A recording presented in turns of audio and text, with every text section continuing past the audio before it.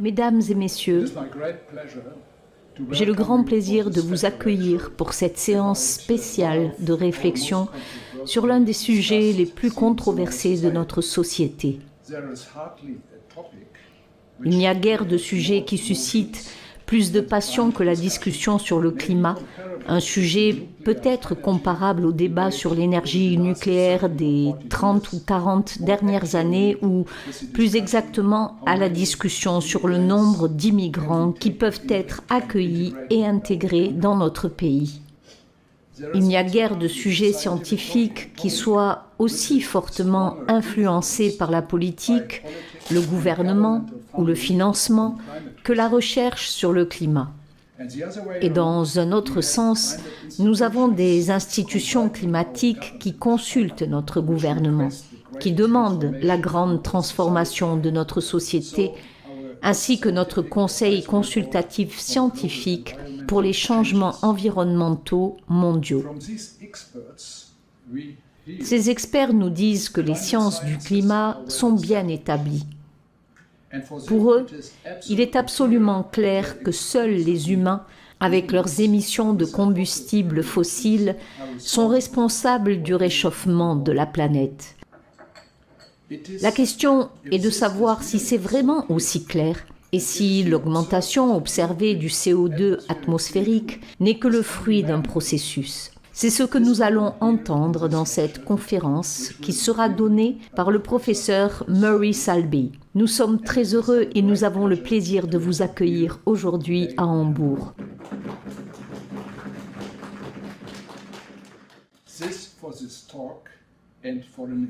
Pour ce discours, nous avons abordé des questions supplémentaires et précises. Votre conférencier a même incité des experts climatiques de Norvège à vous rencontrer ici. C'est pourquoi je souhaite très chaleureusement la bienvenue au jeune professeur Erik Solheim de Oslo. Je souhaite également la bienvenue au vice-président de l'Institut européen du climat et de l'énergie, Michael Limburg, et au professeur Barenholt, bien connu comme ancien sénateur de l'environnement à Hambourg et co-auteur du best-seller intitulé « Le soleil froid ». Le professeur Salby est l'un des rares experts de renommée internationale en physique de l'atmosphère et en sciences du climat. Il a étudié en profondeur les principaux processus contrôlant le système atmosphérique de la Terre. Avant d'accepter la présidence de la science du climat à l'université Macquarie de Sydney, il était directeur du Centre de théorie et d'analyse de l'atmosphère au Colorado et professeur au département des sciences atmosphériques et océaniques de l'Université du Colorado. Vous avez organisé de nombreuses conférences et symposiums internationaux. Vous avez publié des centaines d'articles dans des revues internationales réputées sur les processus dynamiques dans l'atmosphère, sur les observations par satellite, voire sur la couche d'ozone et les gaz à effet de serre. Dans son dernier manuel de 2012, qui est devenu un classique, le professeur Salby développe les processus atmosphériques de base à partir des premiers principes. Tous ceux qui veulent comprendre comment fonctionne le climat et qui veulent faire de la recherche sur ces questions importantes et encore ouvertes dans cette discipline devraient étudier ce livre plutôt que des articles non qualifiés, voire erronés, sur le changement climatique qui ont été publiés. En ce qui concerne ces questions encore ouvertes, j'aimerais citer l'ancien directeur de l'Institut Max Planck de météorologie, ici à Hambourg, le professeur Lennart Bengtsson, qui a déclaré « La peur, si inexplicable qu'elle puisse être, est que la science du climat ne peut bénéficier que de l'apport des idées et des méthodes d'autres disciplines. »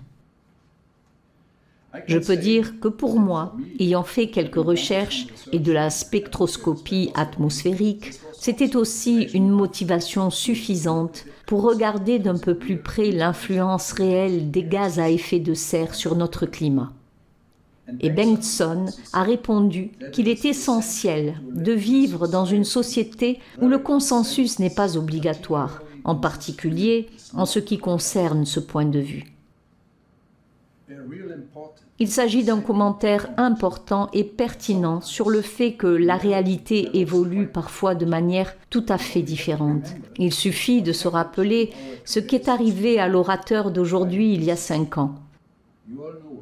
Vous le savez tous, mais je me dois de le rappeler. Il était en tournée en Europe et donnait des conférences à Vienne, Paris, Cambridge, Londres, Oslo et aussi ici à Hambourg, un peu plus tard à Westminster pour le Parlement britannique et à Édimbourg pour le Parlement écossais. Il a présenté de nouveaux résultats sur la relation entre les gaz à effet de serre et la température globale. Cependant, un sujet sérieux était que dans ses études, il est arrivé à des conclusions différentes de celles du GIEC. Et il n'a pas hésité à présenter ses résultats lors de sa tournée. L'université et la ville de Sydney n'ont pas apprécié et ont tout simplement annulé son vol de Paris à l'Australie, ce qui a eu pour conséquence qu'il a été relevé de ses fonctions universitaires et n'a plus été autorisé à entrer dans son bureau ou à avoir accès à ses propres fichiers informatiques. Il est absolument incroyable que notre liberté d'enseignement et de recherche soit sapée dans certains pays. Mais pas seulement en Australie, malheureusement.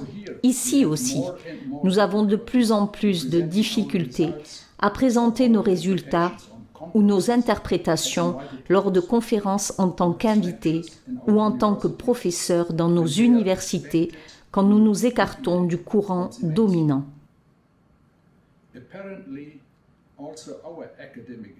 Apparemment, nos institutions académiques accordent plus d'importance à la couverture médiatique qu'au gain de responsabilité dans l'examen critique d'hypothèses et de points de vue controversés. Pendant ce temps, notre système académique est bien contrôlé par plusieurs formes de censure dans des journaux ou des applications de recherche, par les évaluateurs respectifs qui rejettent les articles et les applications, et aussi en attaquant ou en supprimant les événements qui s'écartent de la tendance dominante.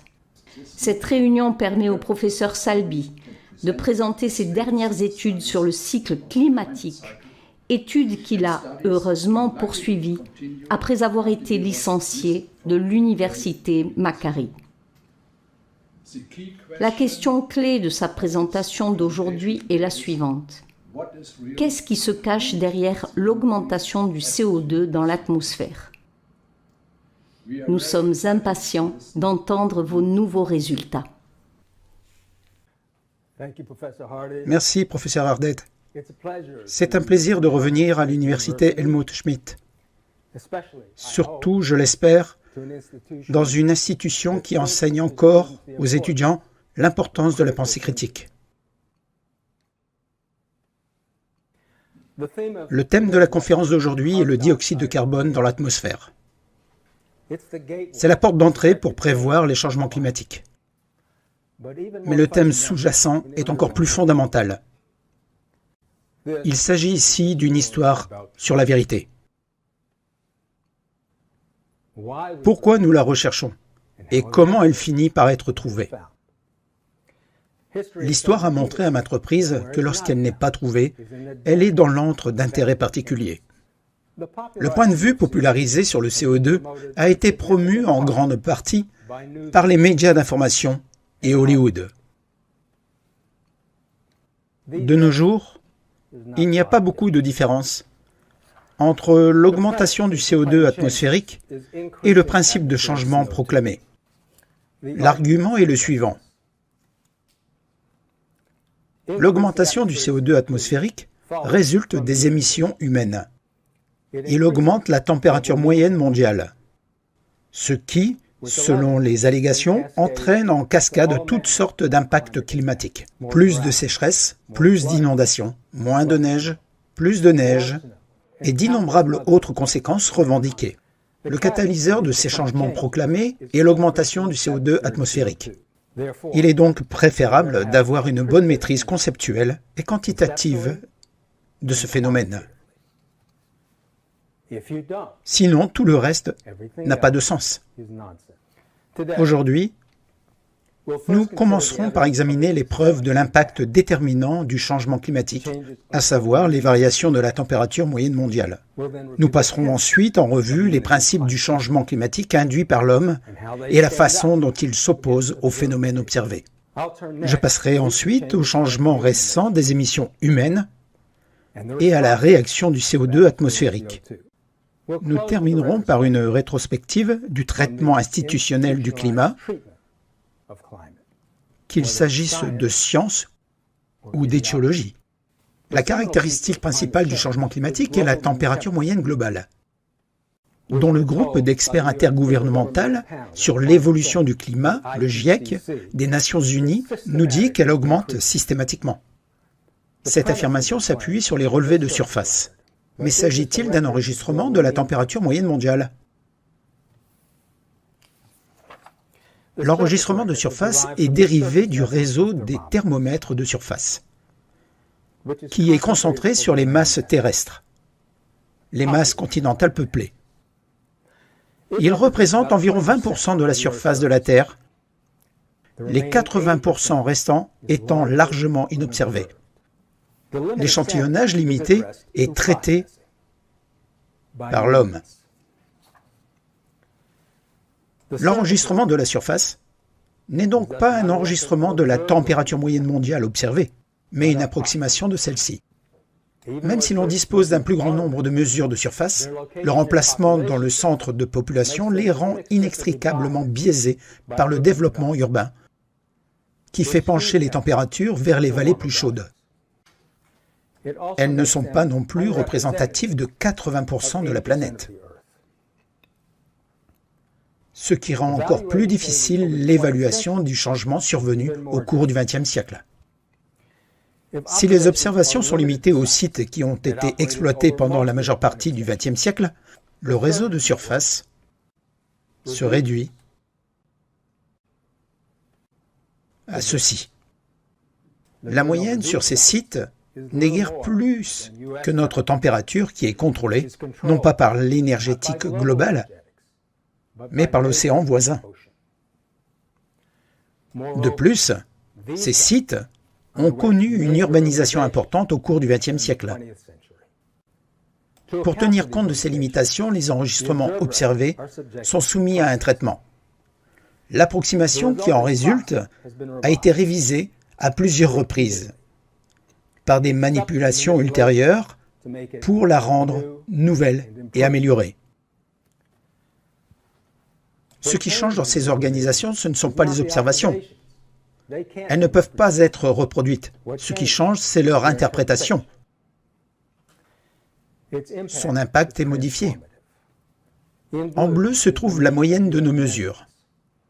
C'est tout ce qui est à notre disposition pour calculer la température moyenne mondiale au cours du XXe siècle. Il n'y a que peu ou pas de changements systématiques dans le traitement des données en rouge. Qu'est-ce qui est rapporté par l'agence gouvernementale responsable? La différence réside dans les éléments introduits par le traitement. De sorte que vous verrez qu'il y a véritablement un réchauffement induit par l'homme. Il n'est tout simplement pas généré dans l'atmosphère. Étant donné que la déduction de la température moyenne mondiale nécessite une interprétation, les données de surface seront toujours susceptibles d'être manipulées, car il n'existe qu'un seul enregistrement de la température moyenne mondiale observée. Les observations par satellite offrent une couverture quasi mondiale qui n'est pas biaisée par le développement urbain. S'étalant sur 4 décennies, Les données satellitaires montrent peu de changements systématiques. Depuis le El Niño de 1996, la température moyenne mondiale oscille autour d'une valeur constante. C'est ce que l'on appelle la pause dans le réchauffement climatique. En réalité, le terme « pause » est mal choisi ici. Il n'y a pas eu de pause. Avant 1996, la température globale oscillait autour d'une valeur constante. Les valeurs de productivité ont été séparées par une brève augmentation de la température.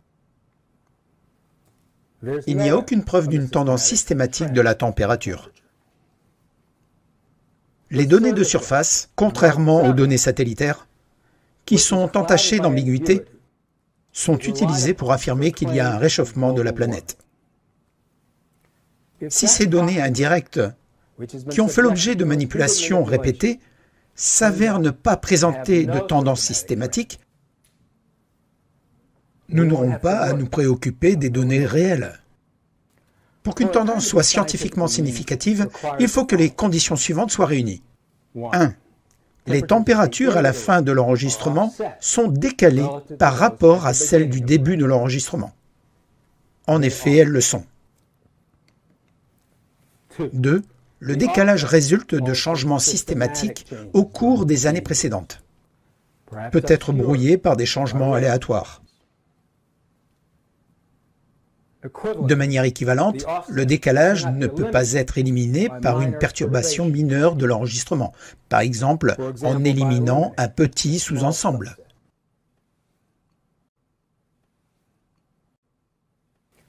Comme pour les données satellitaires, les données de surface présentent un plateau au cours des 2 dernières décennies.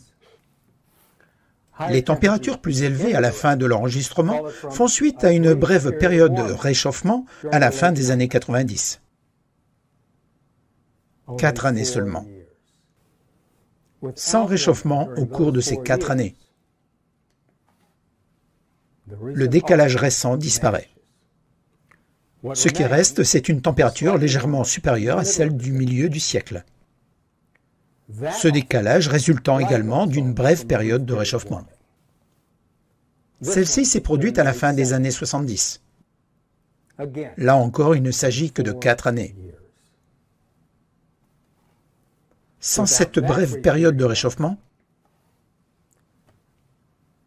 l'enregistrement des températures est plat pour les 70 dernières années.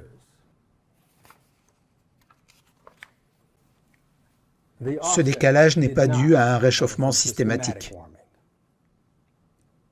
Nous pouvons évaluer la probabilité qu'un tel décalage se produit à partir d'un réchauffement et d'un refroidissement aléatoire. Le décalage de température est égal au réchauffement cumulé au cours des 70 dernières années. Cela peut être exprimé en termes de probabilité d'un réchauffement ou d'un refroidissement instantané d'une ampleur particulière. Cette probabilité est proportionnelle à la valeur attendue du réchauffement instantané. La valeur attendue représente la dérive systématique de la température. La tendance apparente. Pour distinguer les conditions moyennes au début et à la fin des 70 années, les enregistrements sont filtrés en mode passe-bas. Pour l'enregistrement complet, y compris le décalage de température, la densité de probabilité présente un réchauffement attendu non nul.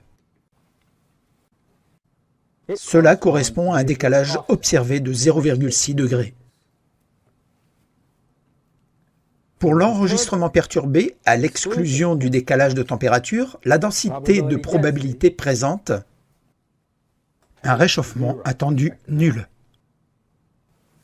Pour que le décalage observé puisse être distingué d'un décalage produit par un réchauffement ou un refroidissement aléatoire, la probabilité d'un réchauffement ou d'un refroidissement égal ou supérieur à ce qui est observé doit être inférieure à 5%.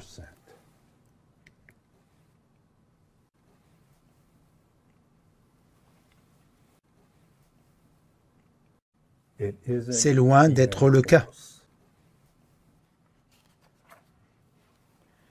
D'un point de vue scientifique, l'évolution de la température mondiale, tant scandée, ne mérite pas d'être discutée. Oh, c'est parfait pour faire les gros titres, mais ceci n'a que peu de fondement physique. Nous verrons bientôt comment s'expliquent ces gros titres. Les conséquences. Avec une quasi-certitude, la température mondiale légèrement plus élevée aujourd'hui n'est pas le résultat d'un réchauffement systématique au cours des années précédentes, mais plutôt d'épisodes aléatoires de réchauffement et de refroidissement. Les épisodes de réchauffement et de refroidissement responsables sont indépendants les uns des autres et du temps. Il s'ensuit que ces épisodes et les températures légèrement plus élevées qu'elles ont produites sont indépendants de toute propriété qui augmente systématiquement.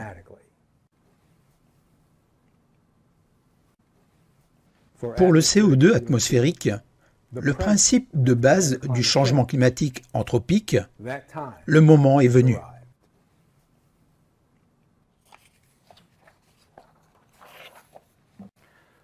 Les émissions de combustibles fossiles ont subi des changements substantiels. On peut comparer ces changements à la réaction du CO2 atmosphérique.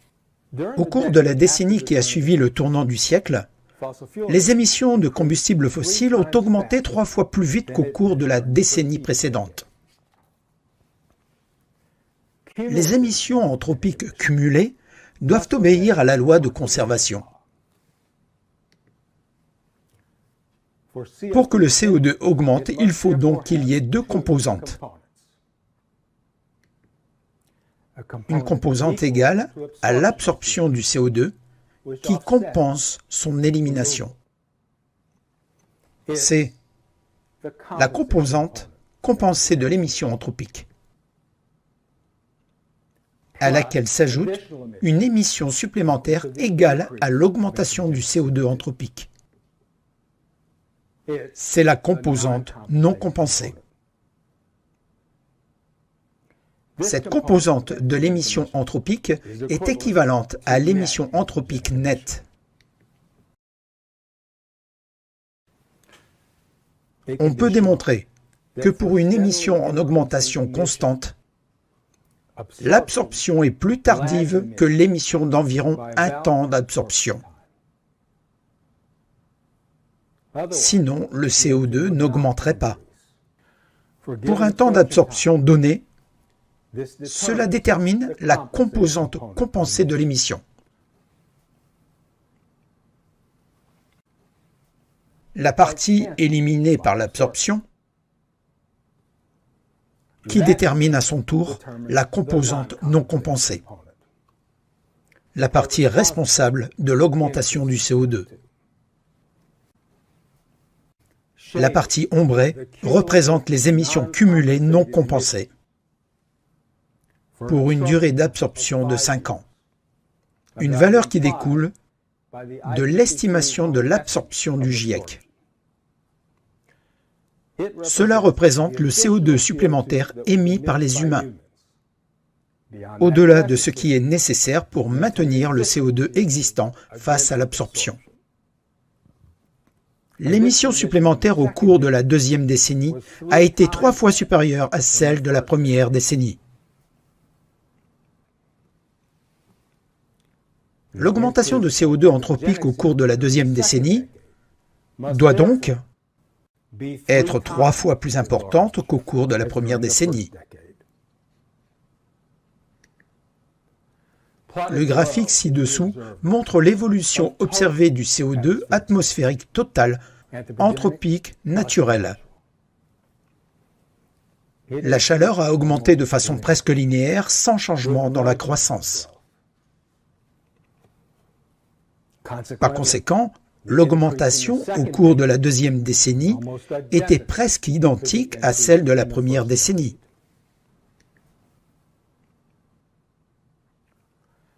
Cette incohérence ne peut se produire que si l'augmentation du CO2 anthropique a été beaucoup plus faible que l'augmentation du CO2 naturel. Un changement dans la croissance des émissions anthropiques doit modifier la croissance du CO2 anthropique. Celle-ci peut être comparée à la croissance observée du CO2 atmosphérique total. Après 2000, la croissance régulière des émissions anthropiques a atteint un plateau en 2011. Par la suite, elle a peu évolué. La croissance désespérée des émissions anthropiques au cours de ces 2 décennies implique une croissance différente du CO2 anthropique. Dans l'enregistrement observé du CO2 total, un changement de croissance n'est pas évident. Le CO2 augmente régulièrement au cours des 2 décennies à un rythme presque constant. Abstraction faite d'El Niño en 2016, les écarts par rapport à la croissance linéaire sont minuscules, inférieurs à 1 ppmv. La croissance du CO2 anthropique est contrôlée par 2 influences opposées dans la loi de conservation. L'émission anthropique, qui force la croissance du CO2, et le temps d'absorption qui s'y oppose. On peut démontrer que le temps nécessaire à la croissance du CO2 pour répondre au changement d'émission après 2011 est un temps d'absorption. Si le temps d'absorption est long, le CO2 anthropique continuera à croître jusqu'à s'accumuler dans l'atmosphère. Pour le temps d'absorption court, il s'équilibrera à une émission presque constante après 2011. L'intégration de la loi de conservation fournit une famille d'évolutions du CO2, chacune correspondant à un temps d'absorption différent. Pour un temps d'absorption de 50 ans, à demi-siècle, comparable à ce sur quoi s'appuie le GIEC, la croissance du CO2 anthropique continue à s'accélérer dans la 2e décennie, même si les émissions anthropiques ont alors atteint un plateau. Par conséquent, le CO2 anthropique s'écarte sensiblement de la croissance linéaire de 12 ppmv, et le temps d'absorption de 5 ans est un ordre de grandeur plus court que celui sur lequel s'appuie le GIEC. La croissance du CO2 anthropique commence ensuite à se stabiliser au cours de la 2e décennie. Mais elle s'écarte encore de la croissance linéaire de plus de 5 ppmv. Pour une durée d'absorption d'1 an, l'écart par rapport à la croissance linéaire devient inférieur à 1 ppmv. Cependant, ces conditions permettent d'obtenir un taux principal de CO2 anthropique de seulement 3 ppmv.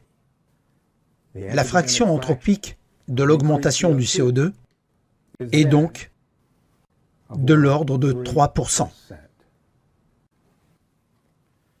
Si vous avez suivi les analyses précédentes que j'ai présentées, qui sont indépendantes de la présente analyse, ce chiffre devrait vous sembler familier. La différence d'émissions nettes est encore plus remarquable. Au cours des 2 décennies, les émissions anthropiques ont augmenté de plus de 50%. L'émission nette, c'est-à-dire le total réellement observé, n'a subi que peu de changements systématiques, voire aucun. Si l'on élimine les fluctuations interannuelles, l'écart est inférieur à 6%, même en tenant compte du résidu de El Niño de 2016. L'incohérence ne peut se produire que si l'émission anthropique nette était beaucoup plus faible que l'émission naturelle. Pour une période d'absorption de 50 ans, l'émission anthropique nette augmente systématiquement de 0,85 ppmv par an. L'émission nette totale observée s'écarte de moins de 0,2 ppmv par an. Même en tenant compte des effets résiduels d'El Niño, pour une durée d'absorption de 5 ans, l'émission anthropique nette s'écarte encore de 0,3 ppmv par an. Pour une durée d'absorption d'1 an, l'émission anthropique nette s'écarte de moins de 0,2 ppmv par an.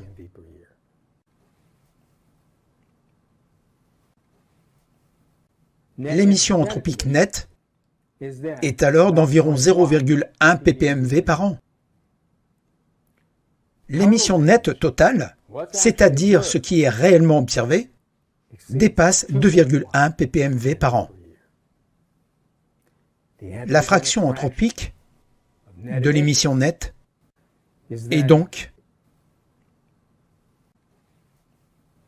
inférieure à 5%. À la lumière de ces contradictions, avec le point de vue promu sur le CO2, il convient de réfléchir au traitement historique de ce sujet.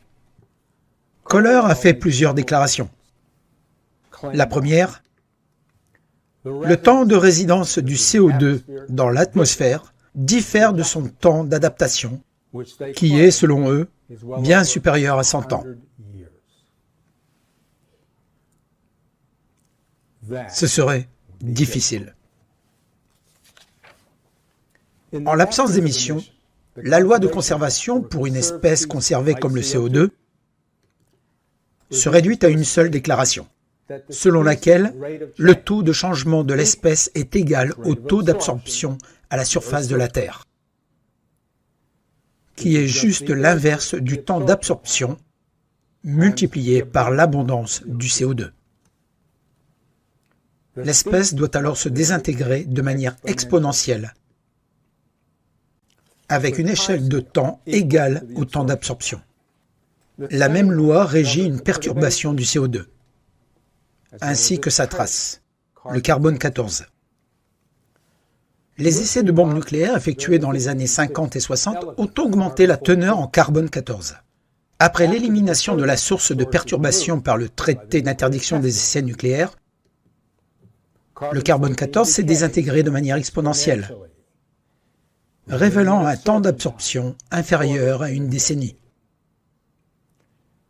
Comme nous l'avons montré précédemment, la décennie observée représente l'absorption nette du carbone 14, y compris sa réémission à la surface de la Terre. Le temps d'absorption réel ne peut être que plus court. En présence d'absorbeurs multiples, l'absorption dans le monde physique se fait à un taux collectif, égal à la somme des taux d'absorption individuels. Elle est plus rapide que la vitesse d'absorption de l'absorbeur le plus rapide. Le taux de variation du CO2 est alors égal au taux d'absorption collectif multiplié par le taux de CO2 global. L'absorption redressée du GIEC est incorporée dans le modèle dit de Berne. Il diffère de manière importante. Ici, chaque absorbeur est une portion, une fraction désignée de l'ensemble du CO2. Une fraction désignée pour absorbeur 1, une fraction différente pour absorbeur 2, et ainsi de suite. Chaque fraction de CO2 se décompose ensuite au taux d'absorption de l'absorbeur auquel elle est affectée. L'absorption est donc compartimentée. En raison de cette caractéristique, le taux de changement du CO2 n'est pas égal au taux d'absorption collectif multiplié par le taux de CO2 global. Par conséquent, ce traitement de l'absorption ne satisfait pas à la loi de conservation qui est satisfaite par le CO2 dans l'atmosphère.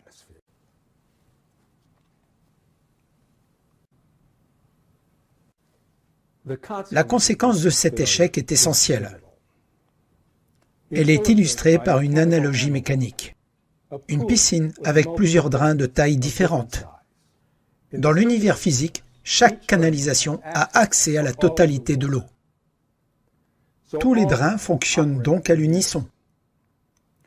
Ils continuent à fonctionner jusqu'à ce que toute l'eau ait été retirée.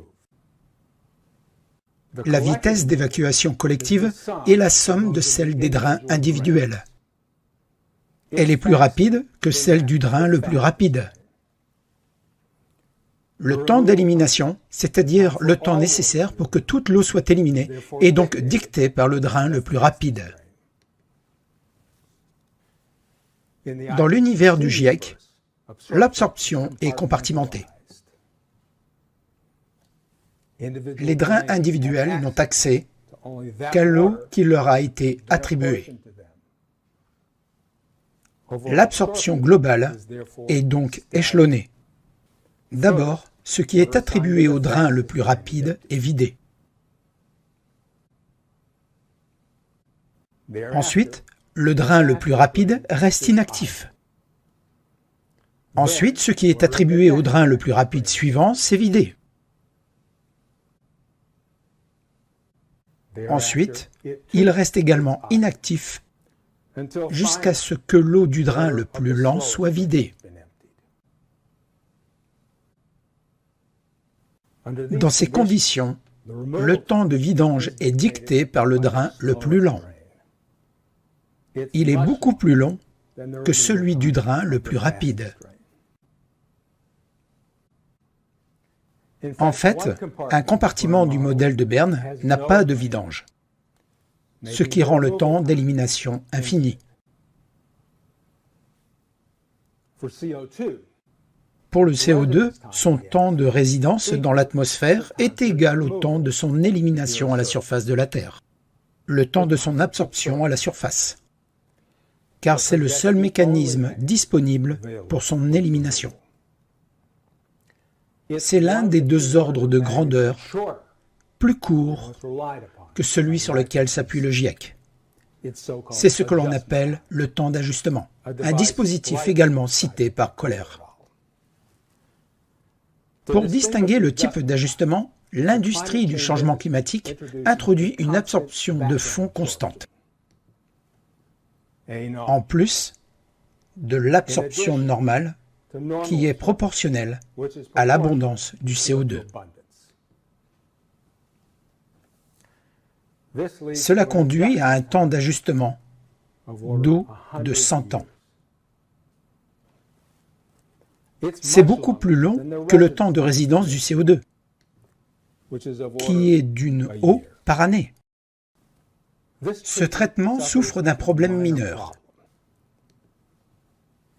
Lorsque le CO2 atmosphérique disparaît, l'absorption du CO2 ne disparaît pas. Le CO2 est éliminé de l'atmosphère, même s'il n'y a pas de CO2 dans l'atmosphère. L'univers décrit par ce traitement n'est pas clair. Ce qui est clair, c'est qu'il ne s'agit pas de l'univers physique. N'oubliez pas que cette erreur, si elle était commise lors d'un examen de doctorat dans une université réputée, elle entraînerait une disqualification immédiate. Avec l'élimination de l'absorption de l'espèce, le temps d'ajustement se réduit au temps de résidence, qui est plus court de plusieurs ordres de grandeur.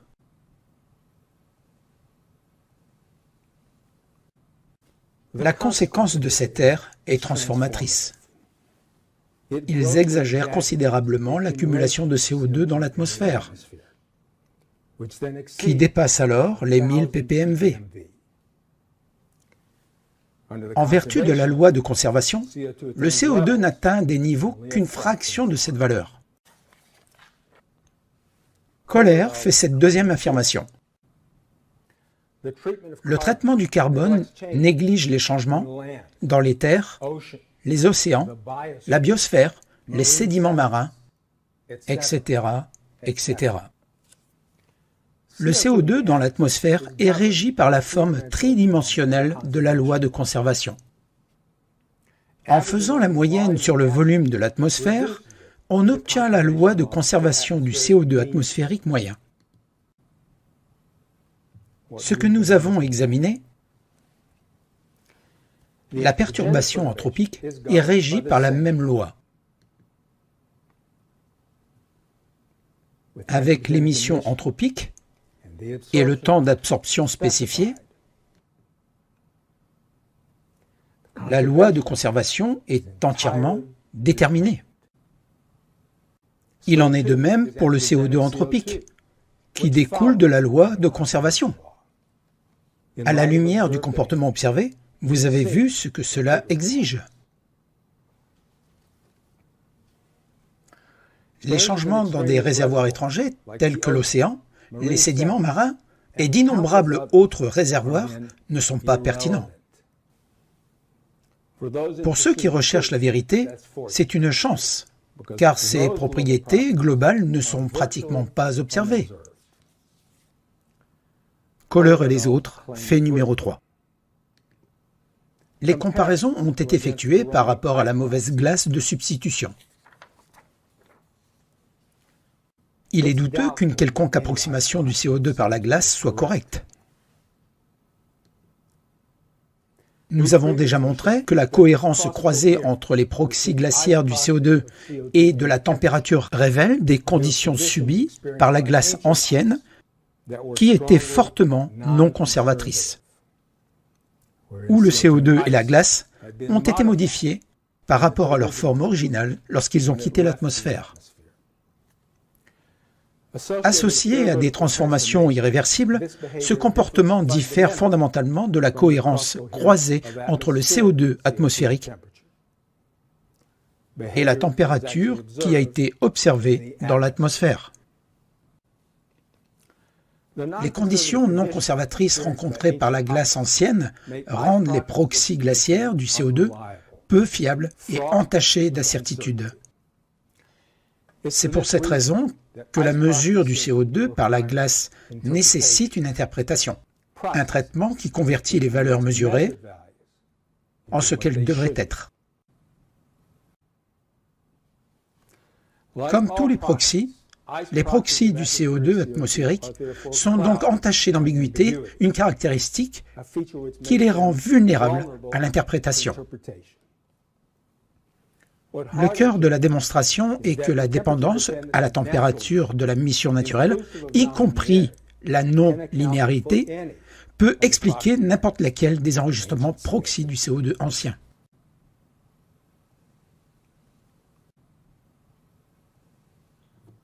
Pour étayer la véracité des données proxy sur le CO2 des glaces, Kohler affirme également que le score élevé de CO2 chevauche parfaitement les mesures instrumentales du CO2 atmosphérique. C'est vrai. En bleu, on trouve les mesures originales du CO2 extraites de la glace, qui ont été datées en fonction de l'âge de la glace environnante. Les mesures atmosphériques sont en vert. Elles ne correspondent pas. C'est donc que l'âge du gaz diffère de celui de la glace environnante. Deuxièmement, les valeurs mesurées de CO2 ont ensuite été traitées à l'aide d'un ajustement ad hoc.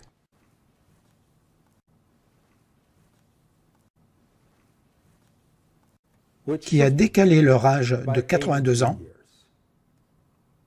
juste assez pour faire coïncider la fin des données des glaces avec le début des données de l'atmosphère. Ça vous rappelle quelque chose?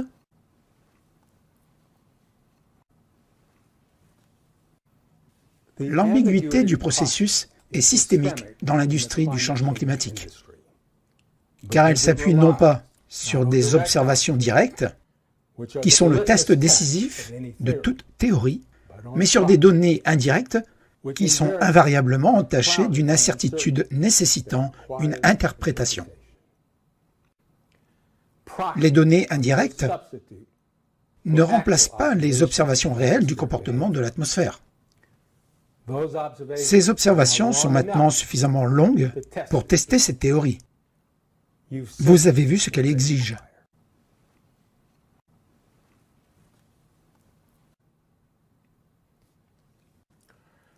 Feynman a succinctement exprimé le principe fondamental de la science. Nous recherchons de nouvelles lois physiques en suivant le processus suivant. D'abord, nous supposons, puis nous effectuons un calcul pour voir les conséquences de notre supposition. Enfin, nous comparons directement le résultat avec le comportement observé. S'il n'est pas conforme, la supposition est erronée. Cette phrase est la clé de la science. Peu importe la beauté de votre supposition, peu importe l'auteur de la supposition ou son nom, si elle ne correspond pas au comportement observé, elle est fausse. C'est tout ce qu'il y a à faire. Le traitement de Hardy est une réfutation qui envoie un message effrayant à la communauté scientifique. Ceux qui osent publier des preuves qui ne vont pas dans le sens de l'agenda du changement climatique seront sévèrement critiqués dans un commentaire publié. Lorsqu'ils chercheront à publier une réfutation, ils seront réduits au silence, empêchés de prononcer le moindre mot pour leur défense. La censure de la réfutation de Hardy, sans parler d'une critique défectueuse, intimidera tout le monde, sauf les plus engagés. C'est comme si un employeur engageait une procédure pour mauvaise conduite à l'encontre d'un employé qu'il aurait séquestré à l'étranger.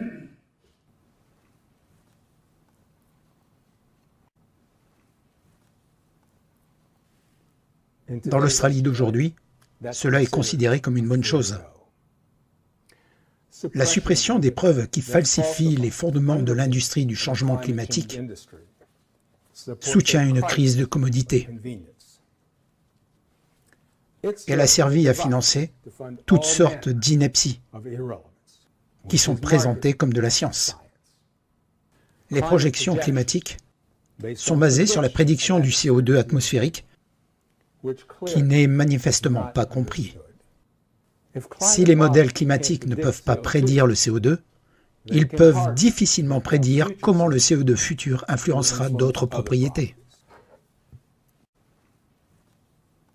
L'impact du changement climatique anthropique sur le papillon brun, sur l'émotion et la moralité, sur la littérature et la science-fiction, sur les crabes, les algues, les plantes, la sexualité,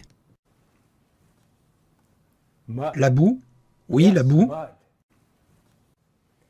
et l'impact du changement climatique sur le coucou australien. Le maintien de cette industrie nécessite une communication efficace avec les masses naïves, réalisée avec le soutien d'agences scientifiques. Communication sur le changement climatique, 2,99 millions de la Fondation nationale de la science. Éducation au changement climatique, 5,6 millions de la Fondation nationale de la science. Climat dans la salle de presse, 2,6 millions de la Fondation nationale de la science. Et enfin, la comédie musicale sur le changement climatique, financée par la Fondation nationale de la science, à hauteur de 700 000 $. Le tout soutenu par les ressources du public, pour son propre bien, bien entendu. On peut se demander s'il s'agit là des activités d'un promoteur de la compréhension scientifique ou d'un instrument de dogme social. La véritable parodie dans cette affaire est ce qui a été ignoré en raison d'une crise inventée. Alors que d'innombrables ressources sont consacrées à une crise de convenance, les véritables mécanismes à l'origine des changements climatiques régionaux ont été relégués à la poubelle de l'ignorance. Le récit déformé sur le climat est le produit d'un univers postmoderne, un univers dans lequel l'idéologie l'emporte sur la raison.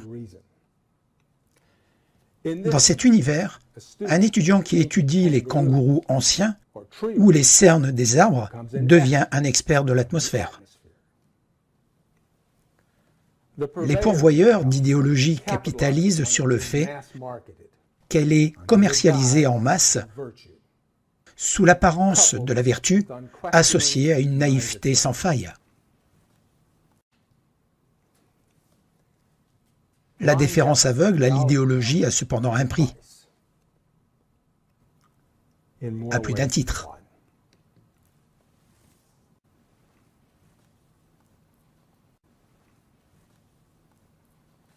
Une communication efficace passe implicitement par la suppression des preuves contradictoires, tandis que les gardiens des médias discriminent les informations en fonction de la ligne du parti. Et si cela s'avère insuffisant, l'industrie a recours à la calomnie.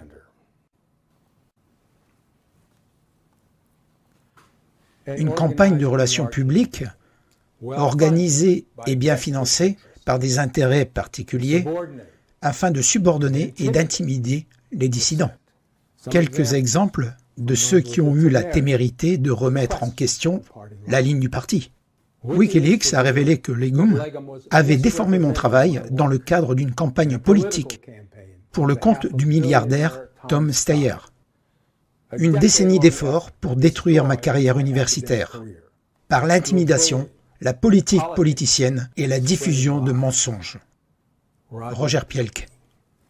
J'ai été soumis à une énorme pression de groupe. Je m'inquiète pour ma santé et ma sécurité. Cela me rappelle l'époque de McCarthy, Leonard Bernstein. Ceux qui sont encore en vie font l'objet d'insultes et de diffamations constantes de la part du public, ce qui a conduit plusieurs d'entre eux, comme Bernstein et Tenekes, à se retirer du domaine. Richard Lindzen. Et pour finir, après avoir présenté mes recherches, l'université de Macquarie m'a notifié, son soi-disant directeur de climatologie, que mon rôle avait changé. Vous serez affecté au tutorat, à la correction et au travail sur le terrain dans des unités non climatiques. Nous allons vous placer dans une situation où votre enseignement consistera à aider les autres. Tel sera votre nouveau rôle d'enseignant. Salutations distinguées. J'ai informé Macquarie de mon nouveau rôle d'enseignant. La promotion de l'idéologie par le sponsor, l'intimidation de la dissidence et la censure des preuves contradictoires reflètent une vision prophétique de la manière dont la manipulation de l'information peut déformer la perception de la réalité par le public. Qui contrôle le passé, contrôle l'avenir. Qui contrôle le présent, contrôle le passé. La raison pour laquelle l'industrie du changement climatique recourt à ces tactiques n'est pas un mystère. Ils y sont obligés. Nous sommes des gladiateurs du climat, qui n'ont jamais eu l'occasion d'affronter des scientifiques rigoureux, de vrais scientifiques qui ont démontré leur capacité à savoir ce qui contrôle réellement l'atmosphère. Ils seraient expulsés du Colisée une fois pour toutes. En attendant, cette plaie qui s'envenime dans le dos du public réapparaîtra de manière chronique au rythme des cycles politiques.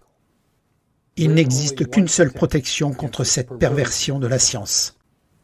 C'est la même protection contre la perversion de la loi et la manipulation de l'information par les médias.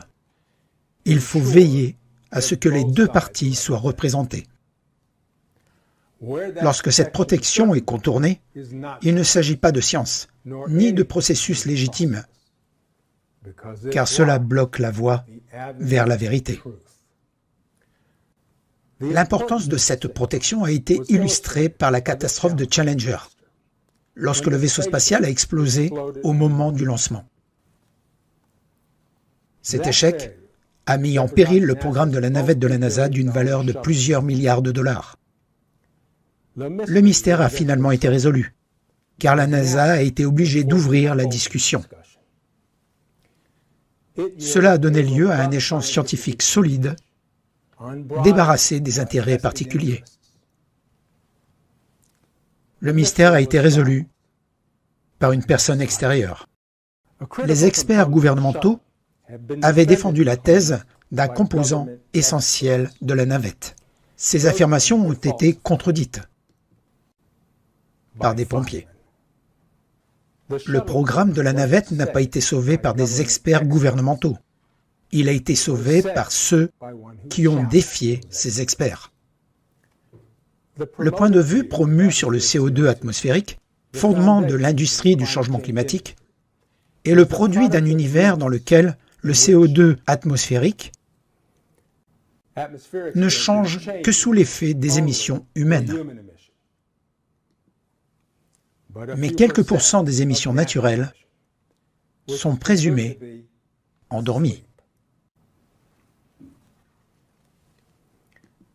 Un univers dans lequel les changements isotopiques inhérents à l'émission naturelle de CO2 sont présentés comme une signature de l'émission humaine. Un univers dans lequel le CO2 est éliminé de l'atmosphère, même s'il n'y a pas de CO2 dans l'atmosphère. Et le plus troublant, un univers dans lequel les comportements observés qui falsifient les thèses de l'industrie du changement climatique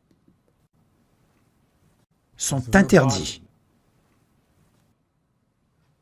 réduits au silence et systématiquement expurgés des archives. Dans cet univers, un seul camp est autorisé, la ligne du parti. La conséquence de cette dernière caractéristique est transparente. Elle dissimule les erreurs fondamentales de cet univers imaginaire. Cet univers n'est pas régi par les lois de la physique ou toute autre science exacte. Il est régi par l'idéologie. La fin justifie les moyens. L'incapacité de la science institutionnalisée à traiter ce sujet objectivement, comme la science doit le faire, sera une tâche indélébile sur la crédibilité de la science. Sous les directions postmodernes et leur quête d'argent et d'influence, les institutions même qui sont censées faire progresser la science, non par le biais de gains politiques, mais par la compréhension du monde naturel, auront tiré une balle dans le pied de la science. Il n'est pas difficile de comprendre pourquoi elles ont gravité dans cet état. Une société qui ne soutient qu'un seul point de vue sur une question controversée ne peut avoir qu'un seul visage.